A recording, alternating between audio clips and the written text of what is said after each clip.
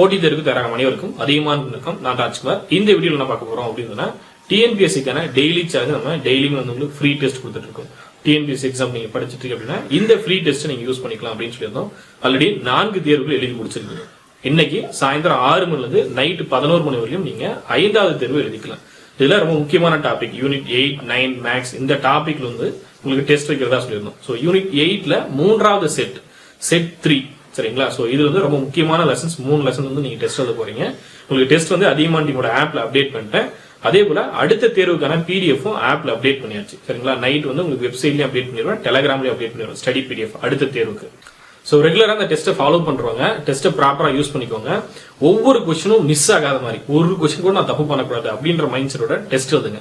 நான் டெஸ்ட் சும்மா போய் எழுதுறேன், ஒரு 5 கொஸ்டின் தப்பானா பரவாயில்ல, இல்ல ஒரு 10 கொஸ்டின் தப்பானா பரவாயில்ல அப்படின்னு இல்லாம ஒரு கொஸ்டின் கூட நான் தப்பு பண்ணக்கூடாது, 100% நான் வந்து மார்க் வாங்கணும் அப்படின்ற மைண்ட் செட்ல போயிட்டு டெஸ்ட் எழுதுங்க சரிங்களா.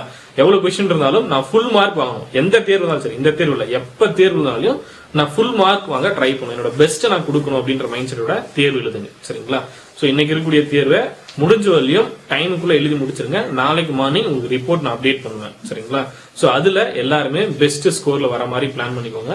இந்த இன்ஃபர்மேஷனை முடிஞ்ச வரையும் உங்க ஃப்ரெண்ட்ஸ்க்கு ஷேர் பண்ணுங்க. ஏன்னா நிறைய பேர் வந்து ஃப்ரீ டெஸ்ட் எழுத தெரியாம இல்ல எழுதுறதுக்கு ஆப்பர்ச்சுனிட்டி இல்லாம இருப்பாங்க. சோ அவங்களுக்கு வந்து இந்த வீடியோ வந்து ஷேர் பண்ணுங்க. அவங்களும் இந்த ஃப்ரீ டெஸ்ட்டை ப்ராப்பரா யூஸ் பண்ணிக்கிட்டோம்.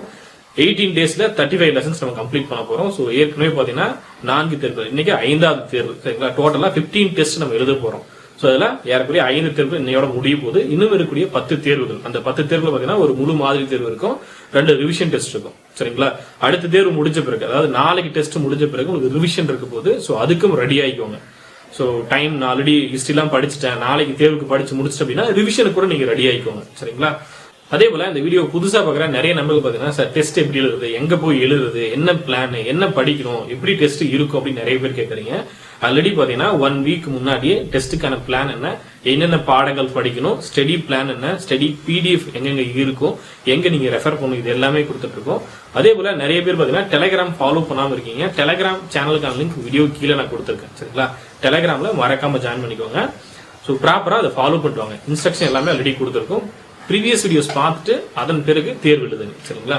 இந்த தேர்வுல சரியான முறையில் பயன்படுத்திக்கோங்க. இந்த வீடியோ உங்களுக்கு லைக் பண்ணுங்க, கமெண்ட் பண்ணுங்க, மறக்காம உங்க ஃப்ரெண்ட்ஸ் ஷேர் பண்ணுங்க. நன்றியுடன் அதிகமாக அனுப்புங்க. கட்டளை தவிர நன்றி, வணக்கம்.